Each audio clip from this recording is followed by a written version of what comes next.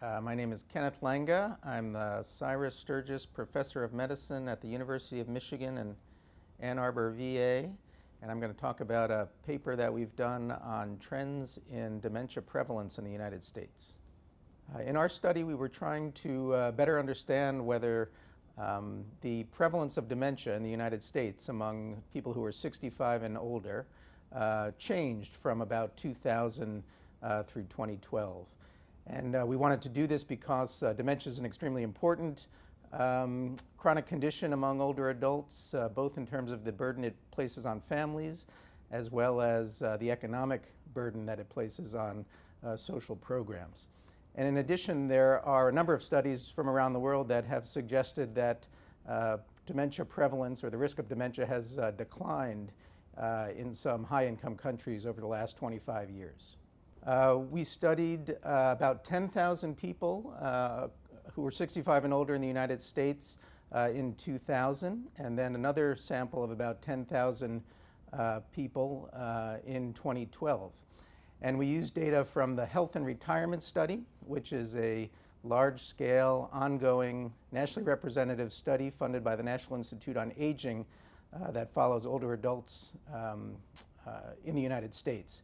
And we tracked, again, both the prevalence of dementia as well as other important factors we think are related to dementia, like age, education level, and cardiovascular risk factors, things like obesity, hypertension, and diabetes.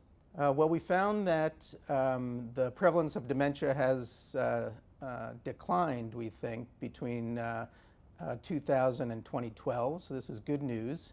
The results suggest that about 11.5% of the older U.S. population had dementia in 2000, and just about 9% had dementia in 2012.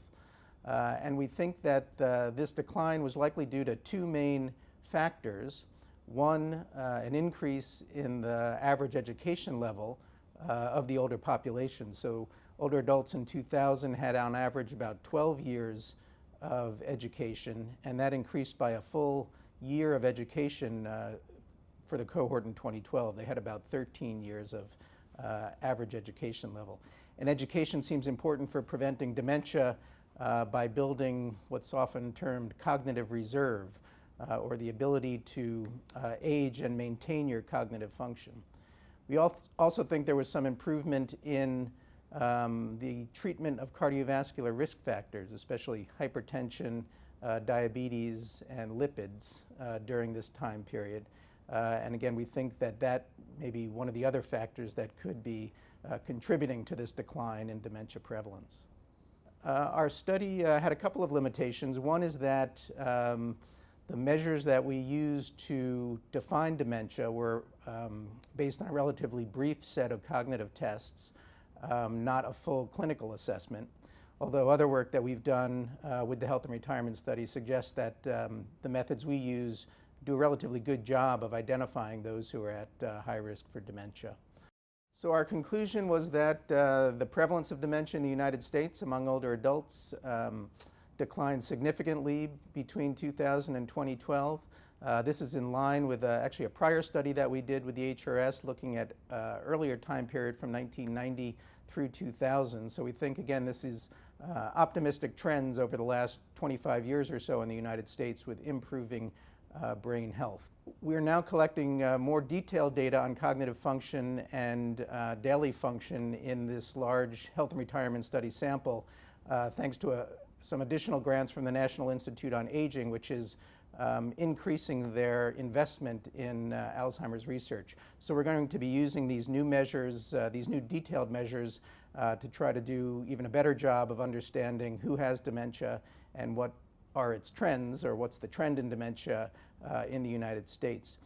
We're also going to be working with some international colleagues around the world. The National Institute on Aging has also funded similar dementia studies in England, Mexico, India, and China. So we'll also be working with our colleagues there to try to understand differences in dementia risk and risk factors and prevalence around the world, as well as what are the trends in dementia.